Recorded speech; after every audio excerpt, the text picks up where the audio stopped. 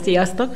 Liza Elinor vagyok. Én szerettem volna egy online vállalkozást, ami távolról működtethető, és akkor megtaláltam az Ábrahám Zolit a Facebookon, a hirdetésekből. Én úgy gondoltam, hogy úristen, ezt nem fogom tudni megcsinálni, de Zoli olyan jól összerakta az anyagot, hogy nagyon könnyen tanulható, lépésről lépésre úgy össze van rakva, hogy igaziból ezt úgy gondolom, hogy akinek van egy kis affinitása, hozzá meg tudja csinálni. Ami nagyon tetszik nekem, hogy ha bármit kérdezek, elakadok, akkor azonnal kapok rá választ. Mondhatni azt, hogy így könnyű ez a szakma, az ember már megtanulja, de ez is egy szakma, tehát meg kell tanulni, tehát ahhoz, hogy én milliókat keressek, amik ugye álom és cél, hogy az ember könnyítsen az életén, azért meg kell dolgozni, és akkor ezt így szépen így össze tudom rakni, meg tudom oldani, és így látom már a végét, és akkor ezek a kis lépések, amikor valamit elérek, és meg tudom csinálni, akkor ez nekem ilyen kis boldogság, meg öröm.